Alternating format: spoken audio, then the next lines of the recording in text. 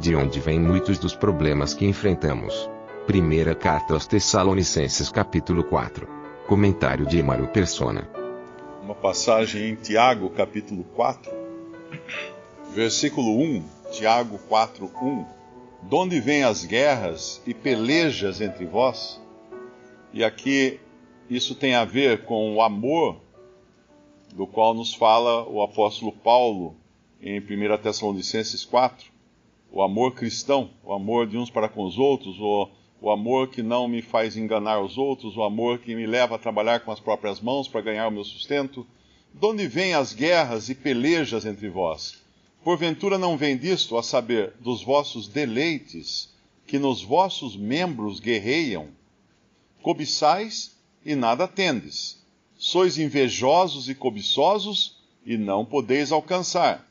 Combateis e guerreais e nada tendes, porque não pedis. Pedis e não recebeis, porque pedis mal, para o gastardes em vossos deleites. E aí ele vem com uma palavra forte. Quando nós lemos lá em 1 Tessalonicenses 4, falando de fornicação, de adultério, geralmente a primeira coisa que vem à mente é relação sexual ilícita. Mas a Bíblia não trata só isso como adultério. Nós sabemos que no Antigo Testamento, Deus chamava o seu povo de Israel de adúlteros, porque eles tinham ido adorar outros deuses. Eles deixaram o Senhor para adorar outros deuses. Isso era um adultério, porque Israel era a esposa de Jeová no Antigo Testamento. O livro de Cantares é uma ode de amor, é uma linguagem totalmente romântica entre a esposa de Jeová e Jeová, que é o seu noivo, o seu senhor. E aqui ele vai falar então no versículo 4, adúlteros e adúlteras, não sabeis vós que a amizade do mundo é inimizade contra Deus? Portanto, qualquer que quiser ser amigo do mundo, constitui-se inimigo de Deus. Ou cuidais vós que em vão, diz a Escritura, o Espírito que em nós habita tem ciúmes?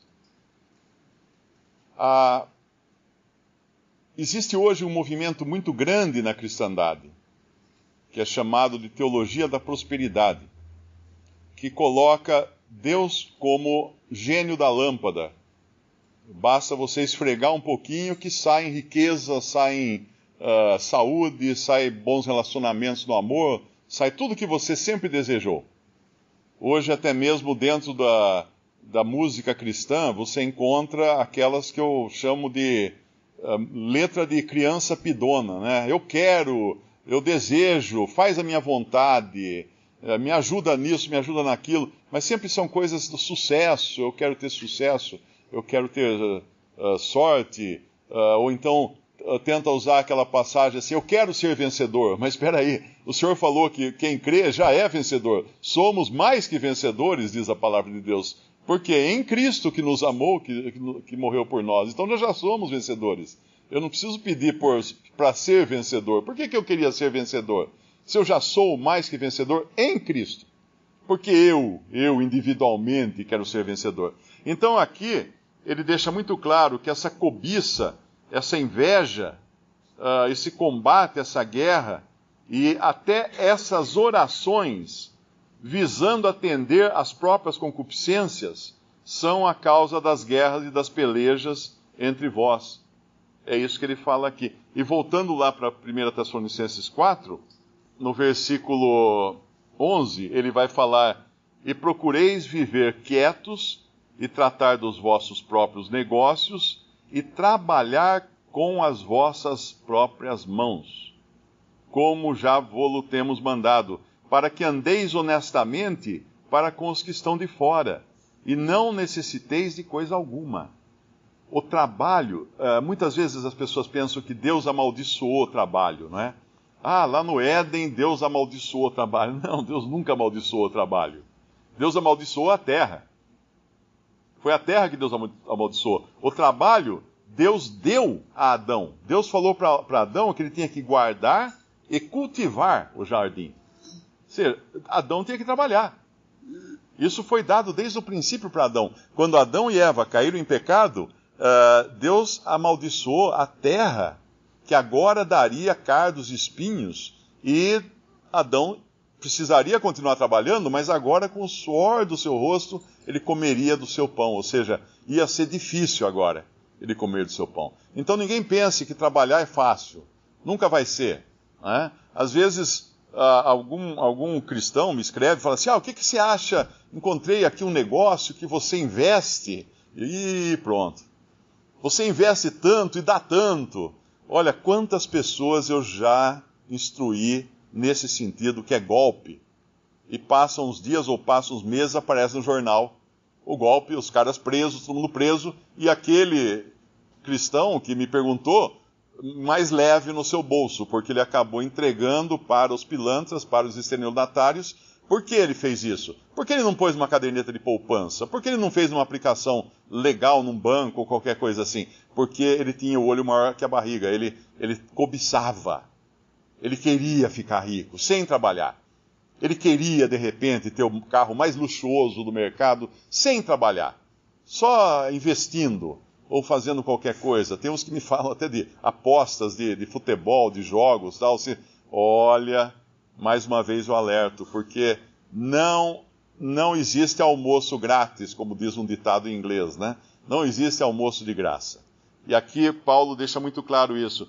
Trabalhar com as próprias mãos para que andeis honestamente.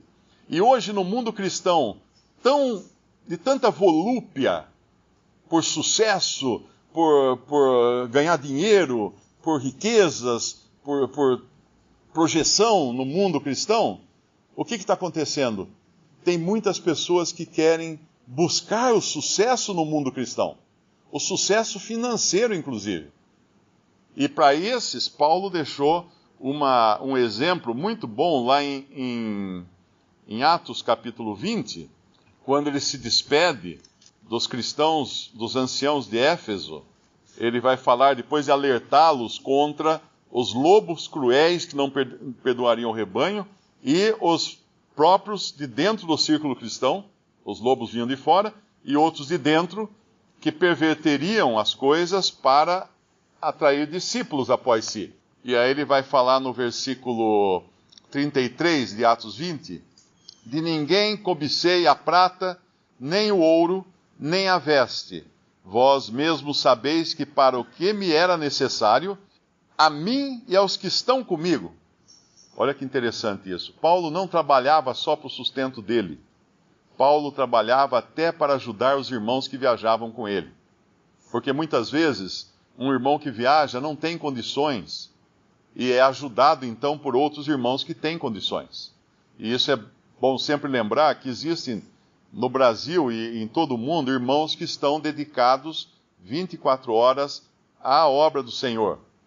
E eles não poderiam fazer isso se não fosse pelo auxílio de outros irmãos que têm condições e não podem ou não têm o dom de sair para pregar ou fazer qualquer coisa assim e que os ajudam financeiramente.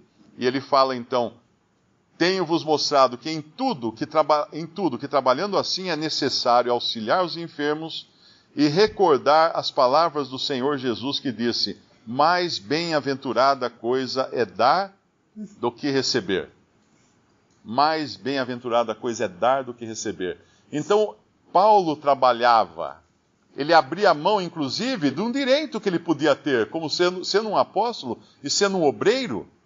Ele poderia também, como fala que o boi que debulha, né? Ninguém deve fechar a boca do boi que debulha, acho que é isso que fala o versículo.